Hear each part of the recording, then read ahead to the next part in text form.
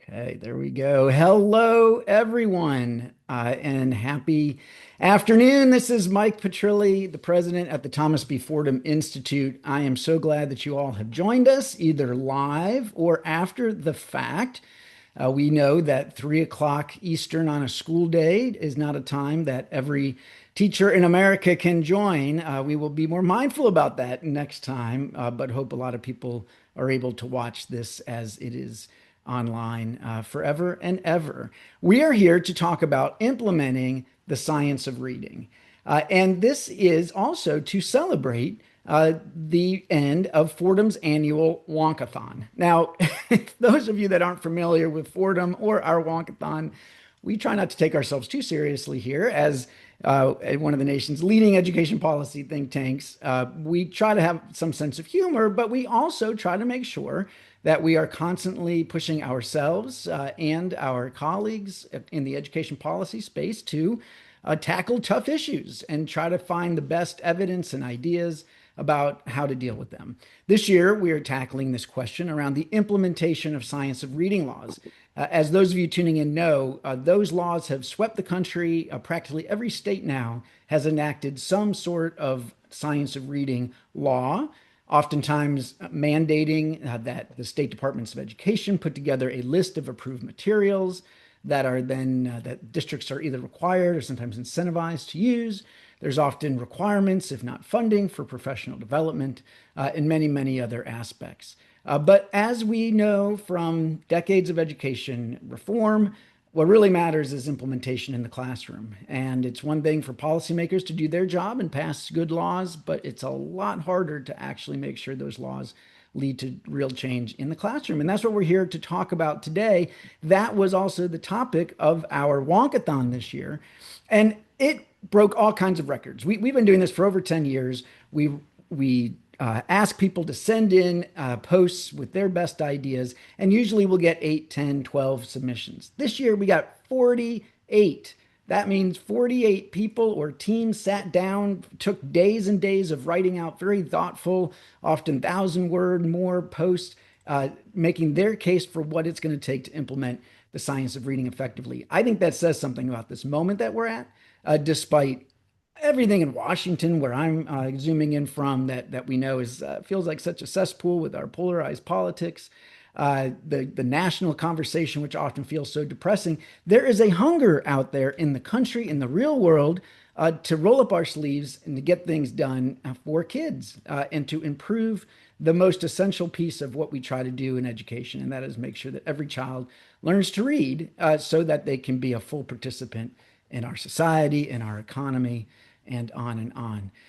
We have a great group today to talk about all of this. And so I am going to introduce them briefly, and then we're going to hear from them. Each of them wrote one of these Wonkathon posts, and we want to hear a very short synopsis of their argument about what it's going to take to implement the science of reading effectively, and then we'll get into a conversation. I invite you to join that conversation, please, in the chat. Go ahead, chime in with your thoughts and also your questions, and I will try to weave those in. So, without further ado, let me introduce our great panel. First of all, Kimiana Burke. She is the Senior Policy Fellow for Literacy at Excel in Ed. She has previously served as State Literacy Director at the Mississippi Department of Education and Executive Director for the Jackson Public Schools District Office of Teaching and Learning. So yes, Kimiana is one of those people folks turn to talk about the Mississippi Miracle. We know that just in the last few days, there's been yet another attempt to, quote, debunk the Mississippi Miracle, or Mississippi Marathon, as Kerry Wright likes to call it. Maybe we can get into that a little bit today as well. But Kimiana, welcome. Also joining us, Emily Freitag, the co-founder and CEO of Instruction Partners. Emily previously served in key roles around curriculum instruction, including the Assistant Commissioner of Curriculum and Instruction for the Tennessee Department of Education. She's also managed Teach for America's DC and Connecticut regions, and she was a 7th grade math teacher in rural Louisiana. Instruction Partners is involved in implementation of the science of reading and many other pieces of the instructional puzzle in schools and school districts across the country. Welcome, Emily. Next up, the legendary Dr. Louisa Moats, president of Moats Language Essentials. Dr. Moats has been a teacher, psychologist, researcher, graduate school faculty member, and author of many influential scientific journal articles on the topics of reading, spelling, language, and teacher preparation. She's the lead author of the Letters Professional Development Program, as well as Speech to Print, Language Essentials for Teachers, several instructional programs designed to build linguistic competence in intermediate and middle school students. Louisa, welcome to the panel. David Steiner, Executive Director of the Johns Hopkins Institute for Education Policy. Previously, he was on the Maryland State Board of Education, a member of the Maryland Commission for Innovation and Excellence, otherwise known as the Kirwan Commission, and perhaps most famously, Commissioner of Education for New York State. And finally, before that, Dean at Hunter College School of Education. He has really done it all. David, welcome. Finally, last but not least, Eric Tucker, who's the CEO and president of the study group, and perhaps most importantly, the winner with his 104-year-old colleague Edmund Gordon of this year's Wonkathon. Eric has served as the co-founder and superintendent of the Brooklyn Laboratory Charter School, co-founder of Educating All Learners Alliance, executive director of Innovate EDU. He was a director at the Federal Reserve Bank of New York, chief academic officer of the National Association for Urban Debate Leagues. He has taught in Providence and Chicago. So, gang, this is an incredible panel that we have here today. Way too much to discuss in way too little time. Let's get to it. Kimiana, tell us about your argument that this process of implementing the science of reading cannot be a checklist. Thank you so much, Mike. And I am just honored to be on this virtual stage today with all of you. I'll start by saying this. So I get a lot of questions all the time about, well, we've adopted everything that Mississippi has or that Florida has, and so why aren't we seeing improvement? Well, first, I think my first argument was I encourage a little patience. Right. So I'm always asking, once we've adopted, when do we see progress? Well, the implementation piece of it really does matter.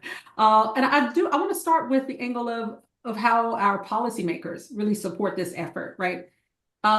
We had the kind of pleasure in Mississippi. I think that it was an organic way of doing things this way for the first time when our Literacy-Based Promotion Act passed. And our legislature worked with our Department of Education to really kind of understand what they needed. Now, they were, already in the mindset of that we're going to adopt this law. We're going to adopt this law. We're going to fashion it after Florida. But we need to work with the Department of Education to figure out what they need. I think that's the first step. I talk to policymakers all the time. And the first question I ask now is, have you talked to the DOE?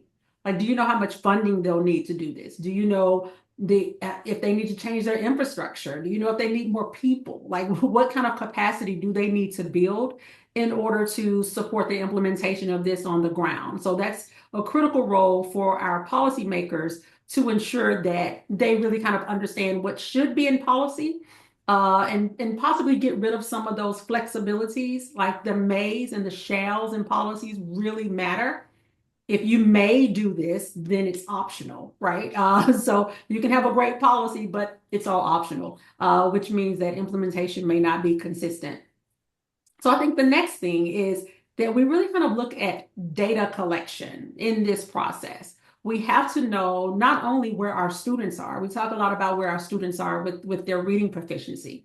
We need to know where our teachers are, like with their knowledge of not just the practices grounded in the science of reading, like what that means, but also how to do it. So we have to ensure that we're collecting data and that teachers are empowered and have the knowledge to be able to respond to students' needs based on that data. When it comes to the policy implementation, you have to be willing and even nimble enough to course correct, right? To review or to look at what you've done, what you've implemented, the guidance that you've shared, understand how that's being implemented on the ground, if it's being implemented in a way that it's intended. And if it's not, you have to figure out kind of where the breakdown is, like where the breakdown in communication. Maybe it's a communication strategy, or maybe it's the way in which you, in your mind, thought that it should go, but it doesn't really look like that in real life or in practice. So I think overall, I just believe that the checklist and the policy adoption is the first step, but implementation is key. And even in states with local control, because that's always sometimes, this point of, well, we have local control. Well, so does Mississippi, and so does, majority of the states where the school boards and the school superintendent, district superintendent are able to make these decisions. We want to empower them to make the right decisions. And we want to be able to also use policy as our lever uh, when we say you shall do these things and really kind of walk in our authority on that. That's great, Kimiana. And partly because I think some of your colleagues are going to get into this in a moment, I guess I'm curious.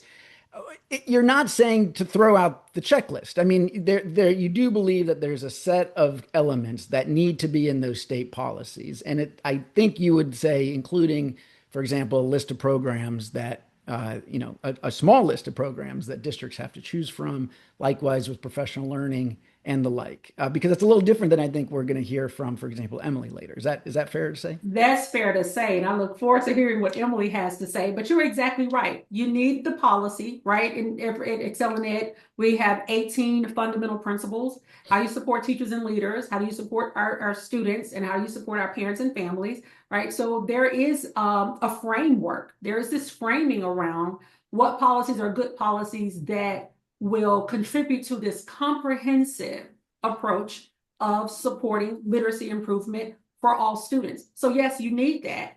And also you need that guidance, right? You need, for some states, yes, you need a list. I call it guided decision making. You get to choose, but here's the list. We've done the legwork for you, right? We've identified these materials or these universal screeners, right? Or, right, these other things that will support you in making the best decisions for kids in the classroom. So yes, I definitely agree that there's a framework for that. And I look forward to the discussion.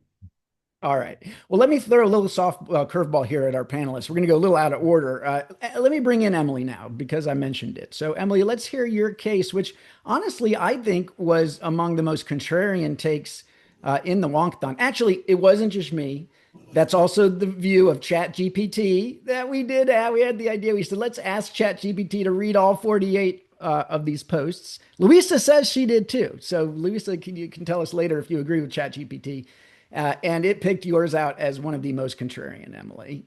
And that's because it seems like you're really pushing back on not only do we need to go beyond checklists, and maybe we shouldn't have a checklist at all, but you say it in your words. Thank you. Thank you all so much for joining this conversation. And I was enriched by reading all of the Wonkathon entries. I'm excited we're having the discussion. And I think any conversation about how we get better outcomes for kids in reading that is injecting this much energy into this moment is a good one. So I'm really glad to be all together. I think my basic take is that there is a risk in how this chapter of the science of reading effort has been framed because rightfully, I think it has been framed around good research about how much we do know about how children learn to read. And Dr. Moats, thank you for your significant contribution to that. I think we do know how kids learn to read, but I think that can risk then sending the message that if we just do these things, then it will happen. And I think implicitly, I don't think anybody's explicitly said these science of reading laws should have a 10 percentage point increase return on investment, and we should be disappointed if they don't. But I think most policymakers think that they did the big work of putting into place the law that's going to get the outcomes that we need. And my cautionary note, which I hear Kimiana echoing very much as well, is that it isn't as simple as that. And that we actually would benefit from two things that I think we're missing in the conversation. One is really big goals that do anchor us to the absolute achievement outcomes that we are going for. I'm not just talking about outpaced growth. I was proud to work in Tennessee when we were one of the fastest improving states in the nation on NAEP, but we are nowhere near the absolute proficiency levels that students deserve. And so I'm talking about goals like 80% of kids are going to read on grade level with no gap by student group in 5 years. Like really meaningful achievement goals. I think very few of the science of reading laws or efforts actually anchor to those kinds of achievement outcomes. And I think those achievement outcomes then require a learning posture. I think they immediately make us realize we don't know how to get there yet, actually. We know parts of the equation, but we don't know all of the pieces. We have found 4 schools with target demographics in the country currently getting those outcomes. And that means it is possible, and we should be operating from the conviction that we can get there. But it also means that we have a whole lot to learn about how to help schools achieve the outcomes we're going for. And I thought so many of the Wonkathon blogs spoke eloquently to the complexity of implementation. And I think we can, especially right now in this age where AI is giving us some new tools. I don't know how much we'll go into that in this convo. Like, I think we can embrace a learning and an R&D posture. But I feel like if I'm contrarian in anything, I feel like the other posts implied that this is just about scaling what we know works. And I don't think that we're actually there. I think we have to have inquiry at the heart of it. Okay, very well said. David, let me get you in on this because I feel like your post is another cousin here. You talk about the importance of granular, detailed implementation. So I'm curious, both what you think about what you've heard so far, but also what does that mean? And especially, I mean, you've had a lot of roles at the state level. Yeah. What can states do? I mean, it feels like at some point you pass the baton off to the districts and you hope and pray, or is there something more states can do? No, you don't. Exactly. That's not what you do. I report that I was actually at the table or tables where Kerry Wright laid out the 112-point plan, and we laughed, right? We said no state is ever going to implement a 112-point, reading plan. And my goodness, that's exactly what she and her team did. And if you look at the entry from Louisiana, you see much the same thing. It's categorized differently, right, into 32 discrete descriptors of actions, but it's equally granular. And it's not just the state does this or the legislature does that, right? It's everything. It's funding, it's accountability, it's support and training, it's communications, it's direct action, right, that engages with professional development with state, district, principals, teachers, and parents. And in each of those cases, right, there's not just one thing. There's a panoply of mutually interlocking interventions with outcome data, right, built into each case. And that's enormously hard work.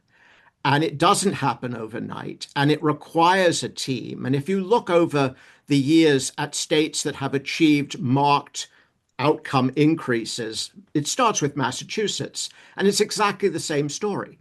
Under David Driscoll and John Silber, it was the same table. It was the same multi-points. It was the same worry about professional development, teacher training, curriculum, standards. So the first point I make is none of this is glamorous. All of it's hard work. And it has to be multidimensional. It has to be data-based. The second is that when we talk about science of reading, we often forget one of the strands, which in some ways is the most crucial in the long run, and that is building content knowledge, right? It is no use if students can just do the phonics and phonemic awareness if they don't learn about the world. It's history, science, geography, different kinds of literature, because later on, as they grow up, what happens is that wealthy kids who've learned a lot of stuff outside of school about these things ace the skills tests, right? They can find what the main idea is in a passage because they know what the darn passage is about. Whereas poor kids can stare at it for 100 years, right? And if they don't know the background knowledge, they won't find the main idea. And that takes me to the third and perhaps the most controversial point that I want to make and did make in my entry, which is that as long as we keep testing in the way we do right now, which is a test of passages you've never seen before, right? And you're asked, as the Common Core state standards tell you to be asked, find the main idea, right? Use these abstract skills. The tests are simply really substitutes for SES. Smart, it's not that smarter, better trained readers do better, it's that wealthy kids do better. In almost every other country, we test what we teach. There's a reason why teachers and students take text seriously, because they actually are going to be tested on them. And they build knowledge and put it in long-term memory because they read whole books, because they read texts that are worth reading, and because they do so with a seriousness born of accountability. They are going to be tested on this stuff. And when we did this in Louisiana, and this is my final point, we co-designed curriculum integrated reading assessments that USDOE accepted for high stakes. This was under something called the IADA program. Mm-hmm. And we saw incredible satisfaction outcomes on surveys from teachers, students, and parents. And we were beginning, even in the early days, to see some gap closure, right? Because we equalized playing field of background knowledge. All of the kids read the same material. They were tested on that material. And so our testing is really out to lunch. It makes no sense whatsoever. And we can't really prepare our teachers adequately if they're just using 100 different curriculum with 500 different topics.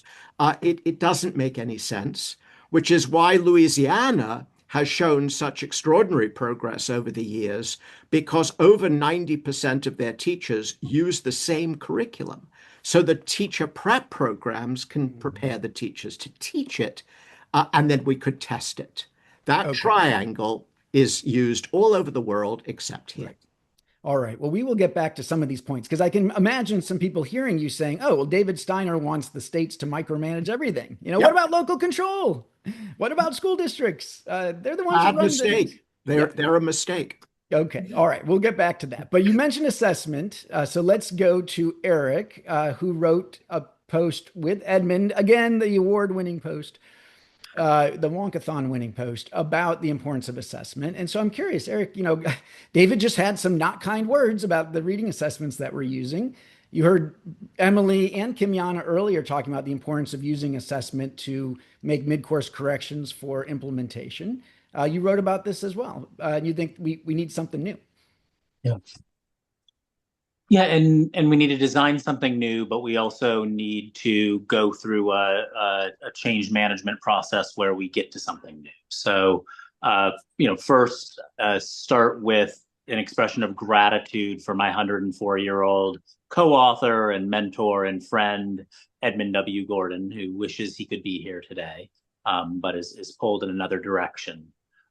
This week, I've been kind of trying to thread the needle by playing with an analogy. So, Mike, this will be familiar to you, that states and school systems considering implementation of science of reading and looking at how to have a future of assessment consistent with that, find themselves in a position that's somewhat analogous to Netflix circa 2007, that Netflix had a DVD by mail service that had some justification, had some stability, had some success. And it kept that approach while simultaneously embracing the future by introducing streaming.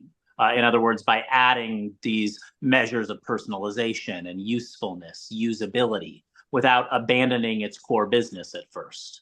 And for science of reading, the path forward requires a similar yes and approach, building upon what we have while embracing the future. So we must maintain high expectations, a focus on instrument quality, and the kind of transparency and disaggregation that the DVD approach to assessment has gotten us to, while investing in the streaming equivalent. So this approach, we argue, builds upon some existing commitments to instructional excellence and high expectations for every learner, many of which we'll be discussing in today's panel, from continuously evaluating and working to practically improve on what's working, focusing on learning and on instruction, embracing the richness of language that language learning entails, and having detailed and granular, not glamorous plans. But that ultimately, Professor Gordon and I propose that we move towards what we characterize as science of reading 2.0. And this piece is deeply informed by essays, chapters from the Handbook for Assessment in the Service of Learning series, which came out this fall, and has 55 substantive scientific chapters on the approach we propose. But there's 3 steps to it. One, building what we might call a reader positioning system, moving from single score verdicts to balanced assessments. And that means building upon ambitious grade level reading expectations and approaches grounded in the science of learning, and moving towards balanced assessment systems with capacity to inform and enhance teaching and learning. Secondly, we propose building upon quality screening for grades K through 3 and effective educator training, but moving towards instructionally useful assessment and regimes of practical measurement for improvement oriented towards enhancing reading across pre-K-8. And then third, building upon personalization as it exists today, for example, leveraging universal design for learning and multi-tiered systems of support, and moving towards embracing what the EdSafe Alliance calls SAFE, or safe, accountable, fair, and effective use of AI-powered tools to achieve person-specific insights and customization. Okay, great. Thank you, Eric. All right. We saved, I shouldn't say we saved the best for last, but sorry, panelists. Louisa Moats is a legend here. So Louisa, we've heard a lot about some of the systems kinds of change we need, continuous improvement processes, but you really dug in and wrote about how there's still some of the specific pieces around the science of reading that you worry we are not getting across to teachers. Yeah. So help us understand that. Thank you. And I'm in awe of everyone on this panel, and I'm feel humbled to be asked. I don't know how much of a legend I am, but thank you for giving me an opportunity. I have to say, what Emily's contrariness really resonates with me, because as I, have watched everything that's happened in the policy arena, it all seems to be moving in the right direction. But from my perspective, which is what is, first of all, how much alignment is there really between reading research and the main messages of reading research, broadly construed, and what is going on in a typical classroom? And I see, in spite of all the discussions we've had, in spite of Emily Hanford's reports, in spite of better curriculum, in spite of all these policy initiatives, I still see a real misalignment between much of what we're doing now, which is a step in the right direction, and what the science tells us. And what the science tells us, and I'm sorry, I've been a broken record for 35 years or so. What the science tells us, even more clearly now than when I started writing about this, is that reading is language. Everything about reading acquisition, or if you think of the strands of the reading rope, for example, it's all predicated on language and language function. And we now can predict who's at risk for a reading problem before age 3 based on the kid's language development.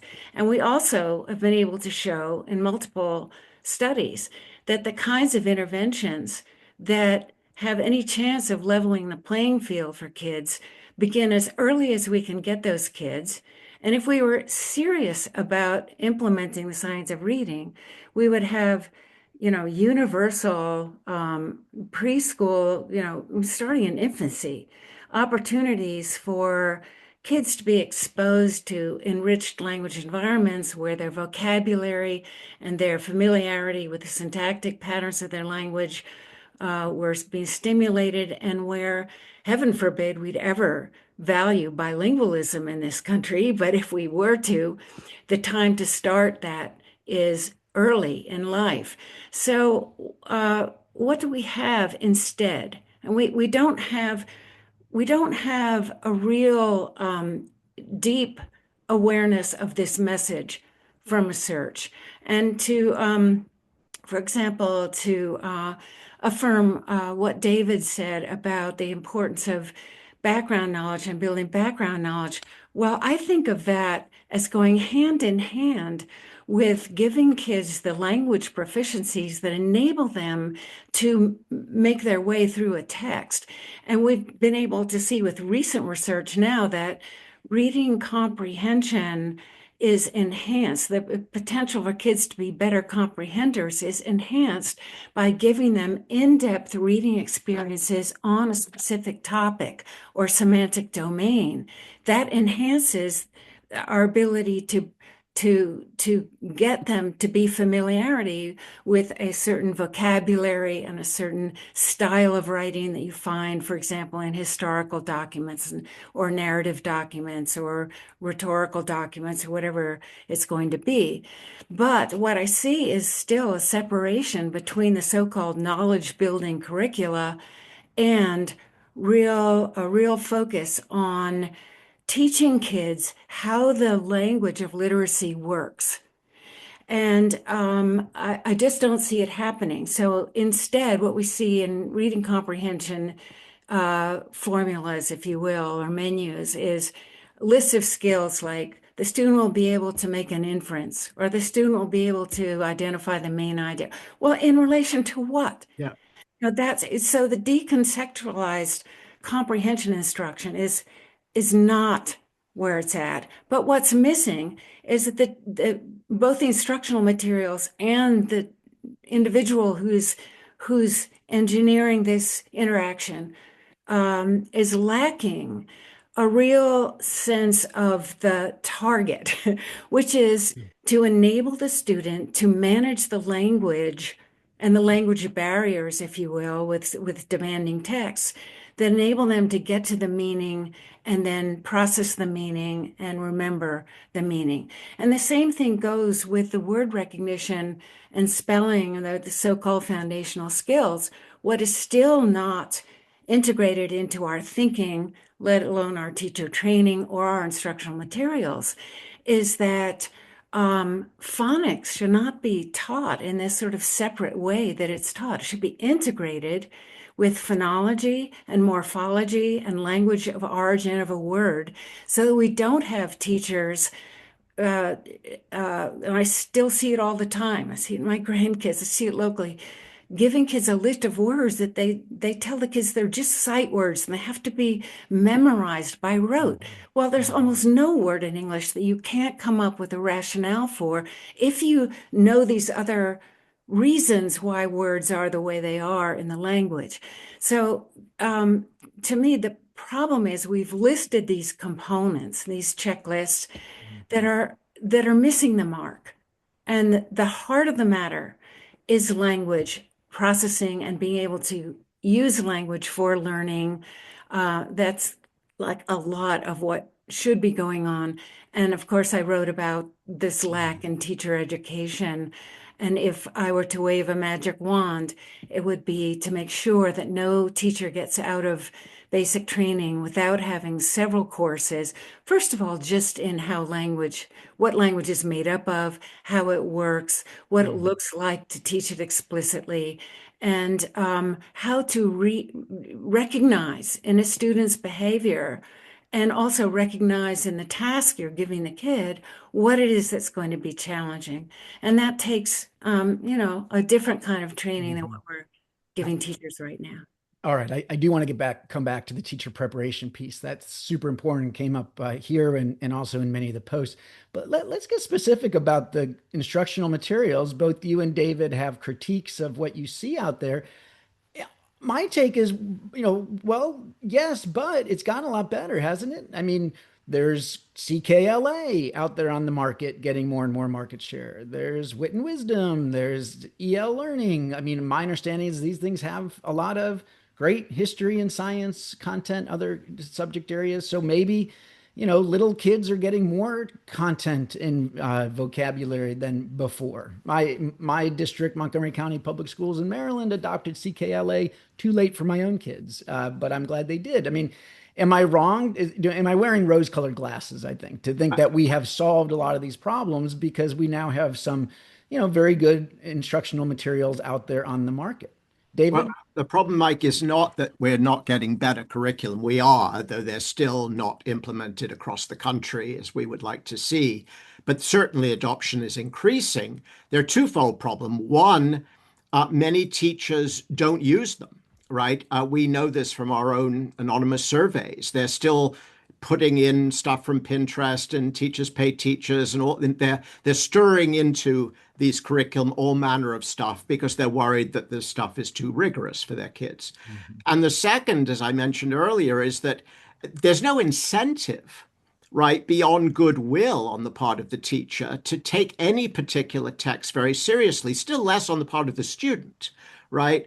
I mean, you are tested on the math you're trying to learn, but you're not tested on the reading that you're reading, right? And so in Louisiana, sure, the high percentage of teachers were and are using guidebooks, but the teachers whose kids were being tested, right, by the IADA assessment knew that those students were going to get the opportunity to show what they'd learned. And the students knew that too.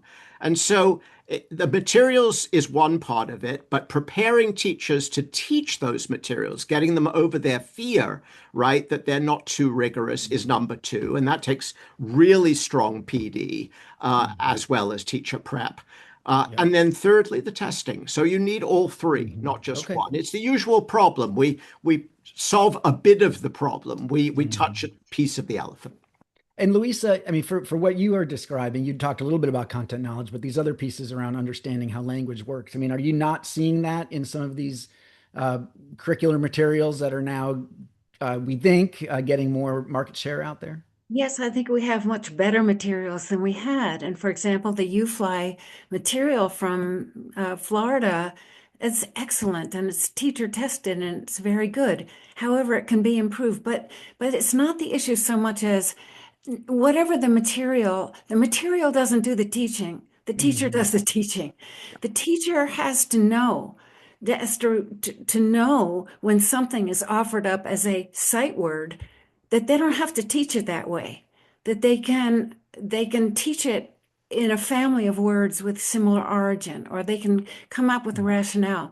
And that's the teacher who's smarter than the program. So we always have a slogan, you have to be smarter than your program, because no one is going to tell the teacher day in and day out what examples to choose, how to respond to a student error, how to explain something in a different way so that it makes sense, and so on. And that comes from the knowledge base of the teacher.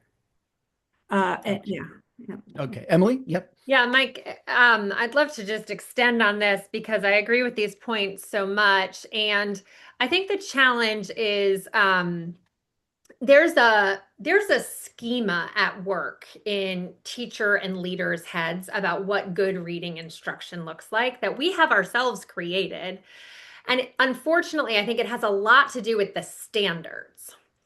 I just put a piece into the chat that I wrote with y'all in Fordham earlier this year, but I think there is this, it's like we're working against a tide with some of the implementation of higher quality curriculum when the monolithic thinking is that my job as a teacher or a leader is to teach the standards. And then like one by one, I'm going to move through them. And that just does not jive with everything we know about how kids learn to read, which Dr. Moats is illustrating very well. The classic thing is the main idea. Like I have seen hundreds of lessons on the skill of main idea when that is clearly not the root of the students' disconnect with main idea. And so I think there is this bigger schema. I mean, David, I agree with your point on testing, but I think even if we change the test, even with better materials, there's some like schema change that is needed, particularly around reading comprehension, that is necessary for us to have a replacement theory for the standards-based practice we see so many people migrate towards. Mm, that's really interesting. I'm getting excited. Let's go into the Common Core standards and redo the K to 3 or K to 5 piece of that. That sounds easy. We can do that. David, what do you think? We can get that done by Christmas. Well, all right. I mean, all joking aside, I do think that we have a basic problem, right? A structural problem, as you know, I believe in this country, which is that we start without the most essential triangle, namely a curriculum, content-rich curriculum in the middle, preparing teachers to teach that curriculum, and testing students on their learning of that curriculum. Mhm. And instead, we have three professions, right? Test making psychometrics, we have curriculum publishers, and we have teacher prep. Like the three never talk to each other. Mhm. And the kids are the folks who suffer, right? Because we've got Mhm. this completely fragmented system. And then we have to spend enormous energy trying to put it back together again. Yeah, no, and it's so interesting because I feel like we spent so many years saying, no, the standards and curriculum are different. I remember Diane Ravitch writing about this Oh, God. decades and decades ago, right? Yep. And yet here we are maybe saying that at least for English language arts or for reading, the standards maybe are now more of a problem than an aid. All right, Yep. teacher prep keeps coming up. Kim Yana, let me get you in there on this.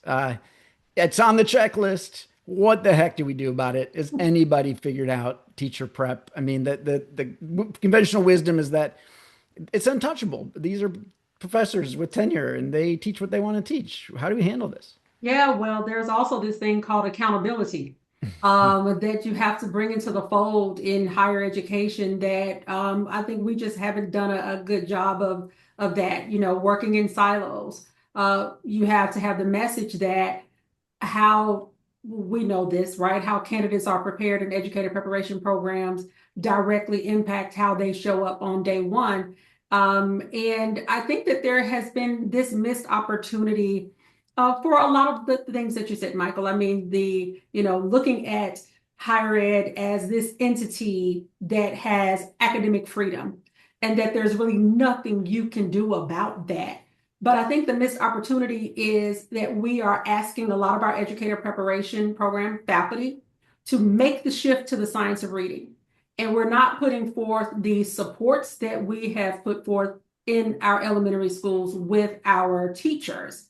Do faculty have access to training in the science of reading? Do faculty have access to or opportunities for coaching to ensure that they're actually getting it right? So we're telling them, we need you to prepare these candidates for the science of reading, but we're not kind of looking at this investment in their knowledge in order for them to support teachers in getting it right. We automatically assume we're in this same mindset, kind of as Emily talked about, that they should be able to do it. As you mentioned, they're tenured, they're all of these things, but guess what? Some of them learned to read with whole language. Some of them learn to read, right, with all of these different bits and pieces of balanced literacy. So how do we intentionally address their gaps so that they can be partners with us in this effort? I think that's the first step, in our assumptions that we just tell them to do it and now they can make the shift and do it is just really shooting us in the foot. I have been an adjunct instructor. When you're an adjunct, I think that's also an untapped, pool. When you're an adjunct, what you normally do is you'll get the syllabus of the professor who taught the class before you, who may have also been an adjunct professor, right? And it's like, okay, this is what they taught. You can just really put your name on it, right? And go forth, and this is what you're going to teach the next semester. And one of my first semesters doing that a few years ago, I was just like, oh my God, oh no, like we can't use this resource. Like my first message to the students was like, do not buy this book. I mean, really. And so to the points that many of you have made, if you don't have the knowledge, especially, that you mentioned, Lisa, if you don't have the knowledge, you're going to just take what someone gives you, pick it up and say, I'm just going to do it exactly how they've done it. And you have to be able to understand that just because it's been done like this before, like it doesn't mean that you shouldn't, right, modify it or really take a closer look at how that's done. So I think with our full-time faculty, with our adjuncts, with those who are teaching these courses, that there has to be an intentional investment in their knowledge, and and they have to buy in. And that's really going to be the first step in getting this movement into educator prep. But also there are a lot of states that have adopted these assessments of the science of reading knowledge, right, for candidates to be licensed, right? That's one of the steps that Mississippi took. And it made a difference in I'll call it the collaborative spirit of our educator preparation faculty after the first batch of data we received from our candidates. And we had many candidates from some of our premier universities who did not pass the assessment.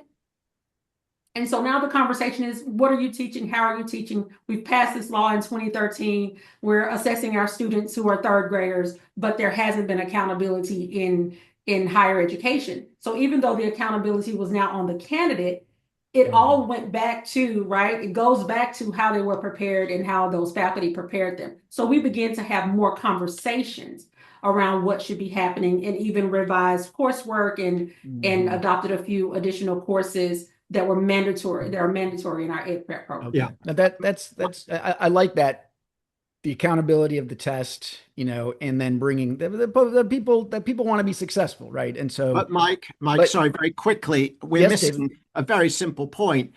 Departments of education can stop accrediting ed schools. Right? If an ed school is teaching whole language, then it should lose its accreditation. It's certainly not the whole school, but that department. And frankly, and I say this both as a former dean and as a former commissioner, I'm as guilty as the next person. We were far too timid in exercising that power. Right. There's just no excuse. The National Center for Teacher Quality is telling us that still over 40% of our ed schools are failing to teach the science of reading to future teachers. That's completely unacceptable, and it's not necessary. Yeah, no, I think that's pretty compelling. And there are examples out there, Heather Pesky, who's now at NCTQ and was in Massachusetts, some great examples of Massachusetts during her time really reining in some ed schools, right? And holding them accountable. All right. Now, David keeps saying we need the states to basically, do a lot. Does anybody want to push back on Miss David Micromanager Steiner here? I don't know, maybe Eric, as somebody who used to run some charter schools. I mean, it feels like David wants everybody to run the Carrie Wright playbook, which is to just pretend you run the school system from the state. When you've got 694 districts in New York, good luck leaving it to 694 districts. But they do. I mean, you don't have the power to get rid of them. I don't think in our lifetime or our grandchildren's lifetime we're going to get rid of them. Which is why you have to cajole, bribe, and press. Okay. Everybody agree? Okay. I don't agree, but I'm making space for Eric to answer. You want to go first, Eric?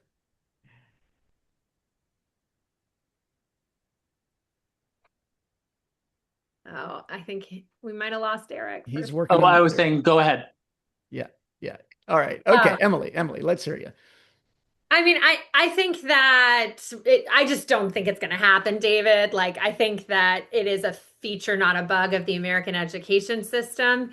But what that leads me to think about is not only the question of like, how do you cajole and use all the sticks and carrots to sort of motivate, but it takes me to a different question, which is how do we make it easier to do this very, very hard job?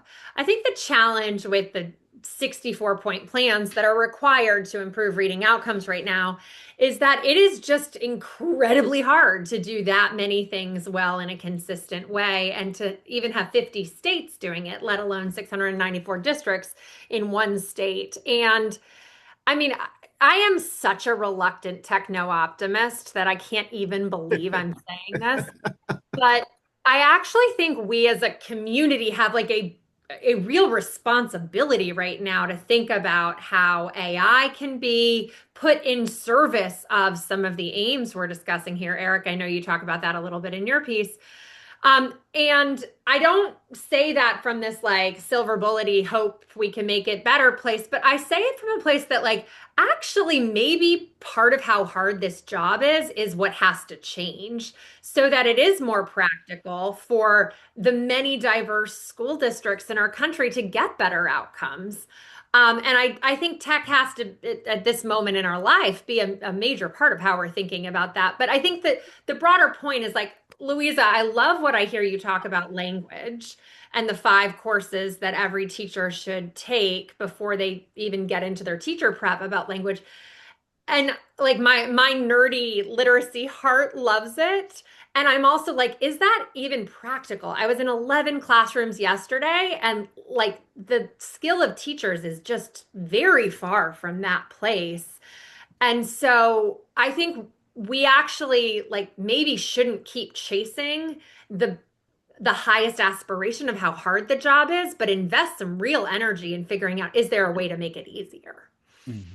That's right. Well, and it seems like at least the conversation I hear has shifted to say, of course, it's in the high quality instructional materials that we end up taking everything we know and put it in one place that the teacher can use. So it's not just that we have to teach teachers sort of all of the science and then they have to figure out on their own how to apply it. Hopefully, the curriculum helps them apply it. Although, Louisa, you made the point that they also need to understand the science behind it, right? That they need to be smarter than the HQIM. And to be very clear, I think teachers always are going to play a critical role. I'm not arguing that we get to the point where the robots run teaching, but even implementing high quality instructional materials, Mike, is incredibly hard right now. Like it is just very, very hard to do that alongside all the demands of teaching and meeting the needs of kids. And like, I think we need a real conversation about the inherent challenge we're asking people to do. Yeah. And Yeah. and a part of what I would say here is states, going back to my framing, states need to acknowledge that there's not actually a future to the DVD business. That the way that we do annual standardized testing once a year, give families the results 6 months later, very far away from the curriculum, very far away from the learner's kind of experience, is harmful more often than it is not. And, the promise of emerging technology is the possibility that we can innovate what and how and for whom we collect information and generate insights and feedback and customization for. So on the what we measure, states right now mandate not just that we measure what's easy to measure once a year, but that functionally hour after hour, young people spend time with worksheets that are simulating these state test items in ways that couldn't be further away from what the future of working and engaging in civic life are. And so we have this moment where the human beings are using tools, large language models, et cetera, to engage in projects where they collaborate, where they have to solve problems together, where they have to communicate, where they need critical thinking skills. But we are fixated on multiple choice and short response. We're fixated on a kind of psychometric machinery that's really in the service of a particular kind of item format. So we need to innovate what we focus on. And I think it can't just be status. How much of a reading ability have you developed today? We need insights into learning processes and developmental, how language is acquired for particular learners. On the how question, we need really rich insights into language itself. So multiple choice is a terrible technology for measuring fluency. AI allows us to hear learners read and to identify markers of dyslexia or to understand where something is home dialect, not misreading. in ways that are really different than where the technology was in the past. And we need to innovate for whom. So we need to cultivate assessment capable learners that are getting feedback about their own performance and their own opportunities to grow on a kind of hour by hour, day by day basis. And we need to provide tools for educators to inform the how and the for whom of their daily instruction. Wow. So thank you, Eric. And so many things that we haven't gotten to yet. Some of the folks wrote in the Wonkathon about writing as being a key part to all of this. We haven't had a chance to talk about that. Louisa briefly talked about the importance of everything that happens from infancy and pre-K. We haven't talked about adolescent literacy and whether that needs to be part of the science of reading, but that's a big thing. And then also just the notion that, while we're doing all of this, I mean, Eric talked about multiple choice. Nobody wants kids filling out dittos, right? We want all this to be joyful. We want kids to learn to love reading. Of course, we're at a time right now when we are seeing fewer and fewer adults reading for fun as well. All right, gang, but let's finish with a lightning round. Why don't you all take yourselves off mute? I will ask you to finish with, let's say, your 20-second elevator pitch. What do you want people walking away really remembering to do tomorrow to make this happen in the classrooms? David, you first. Let's simplify.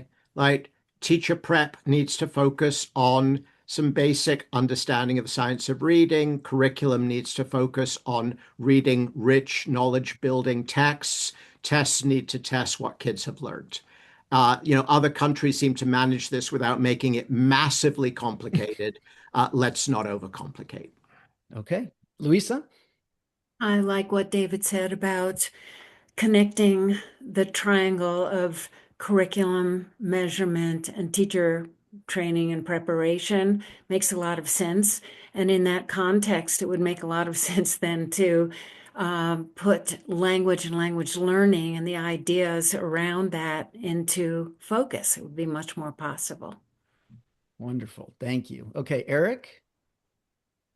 As we connect that triangle of curriculum and educator development and support and measurement, we need to move from the coroner's report that is accurate and definitive and has no potential of helping the learner to systems that provide insights for learners and educators that can empower ambitious instruction and joyful learning.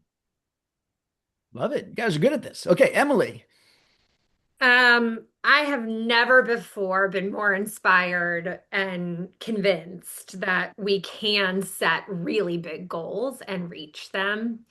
I think we should go after them with humility about what we know and what we don't, a learning posture, and I think we need to put every tool we have towards that. Fantastic. All right, Kimiana, take us home. All right, I'll say this. There's always been this conversation, the distinction between Mississippi and Louisiana, like which came first, the curriculum or the professional development, right? Louisiana started with curriculum, we started with professional development. And I always say invest in teachers, invest in teacher knowledge.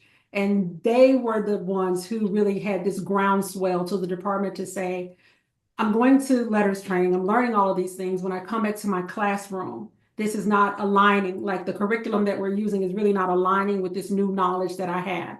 And so I truly believe that when you invest in teachers, in those people who are standing in front of children every day, then their knowledge begins to guide their decision making, and they're able to advocate not only for themselves and what they need to get better, but able to advocate for their students in ways in which they can gain more access and opportunities to improving their reading. So I'll just end by saying invest in people, invest in those educators, and invest in their knowledge. And I think we will really be surprised at how they can lead this effort right from where they are and from their classrooms and really make some measurable gains and improvement. Fantastic. Thank you so much, Kimiana. And thank you to our whole panel. That was really fantastic. An hour well spent. I hope those of you watching enjoyed it. And if you did, let your colleagues know about it. This will live online forever. I know some folks had a hard time getting in there for a while. We had a crush of people trying to watch, which we like to see. But but it is available online, and we appreciate you tuning in. We will be back here at Fordham in about, well, I think 2 weeks to have a big session looking at so-called HALO students, high achieving low income students, and how we can better serve that important group of kids. But until then, I hope you enjoy the holiday season, and thanks again for tuning in. Thanks, Bye-bye. everyone. Thank you.